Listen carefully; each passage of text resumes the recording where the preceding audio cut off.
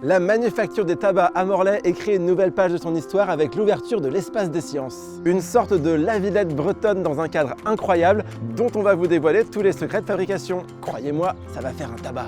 Ouverte en 1740, la Manu, comme on dit ici, fut une ville dans la ville.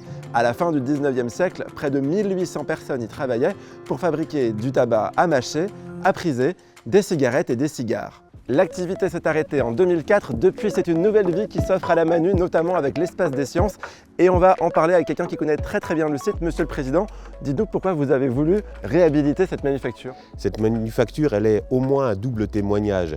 Témoignage architectural absolument magnifique, une manufacture royale qui deviendra impériale sous Napoléon, et puis aussi un immense témoignage de la vie ouvrière des lieux. C'est la première grande usine du nord de la Bretagne, et il y a ce témoignage vivace et important pour nous à préserver. Et on peut apprécier l'histoire des lieux même si on n'est pas fumeur? Évidemment, c'est devenu un haut lieu de la culture, de l'éducation, de la vie morlaisienne, et on est très fiers de la rouvrir bientôt avec ce nouvel équipement qu'est l'espace des sciences, le plus grand de tout l'ouest de la France.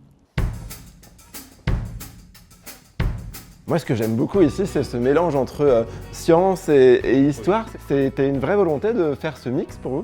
Alors, une volonté et aussi une obligation, puisqu'on est ici dans la salle des Moulins, qui est une salle classée, qui est un monument historique qu'on a su préserver, qui fonctionne encore, qui a été totalement restauré. Et les futurs visiteurs pourront la découvrir en mouvement, ce qui a un côté, vous voyez, rien que dans les lieux, un peu magique, mais on n'y croisera pas des corrigans.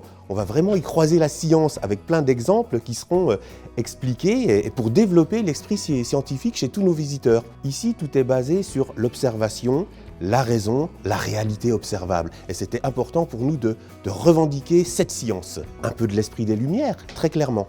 Maintenant, on rentre dans l'atelier, c'est un peu l'espace pour les enfants où toutes les manips sont hyper simples. Allez, venez.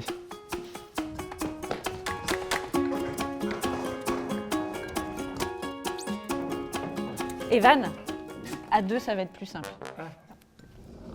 Marie-Laure, avec ton équipe, vous travaillez sur le projet depuis 2013. Qu'est-ce qu'on va pouvoir apprendre en venant ici? Alors déjà, il faut savoir qu'on n'est pas un musée du tabac. C'est un lieu hybride qui va aborder la mémoire du site sous le prisme des sciences. Et c'est tout ce qui va faire notre particularité et notre identité. On va pouvoir découvrir la géologie du massif armoricain, l'astronomie, la physique et la mécanique dans cette salle. Ce qui est chouette ici, c'est qu'on comprend tout, même quand on a eu 8 de moyenne en physique-chimie, comme moi.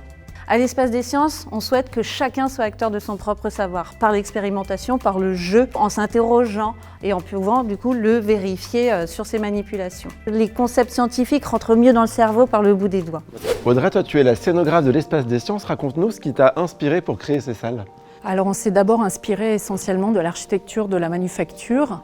On a essayé que l'ensemble des scénographies évoquent le thème de l'atelier, respectent l'ensemble des colonnades. On a ensuite présenté des machines qui permettent de montrer tout le processus de fabrication.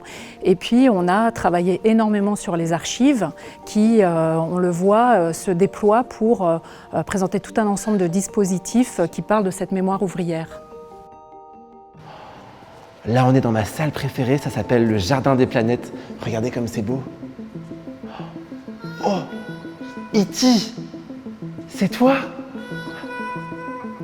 Ah, c'est super interactif, j'adore. Audrey, vous en avez imaginé beaucoup des dispositifs comme ça? Oui, on a créé tout un ensemble de surprises, une par salle, de manière phare. Donc on peut trouver aussi bien d'une maquette lumineuse, de la réalité virtuelle, des projections en vidéo mapping, un globe qui présente la Terre en temps réel, des objets connectés et enfin un pendule de Foucault. Voilà, toute l'équipe de l'espace des sciences vous attend. Grâce à vous, l'histoire de la Manu va résonner à nouveau. Littéralement.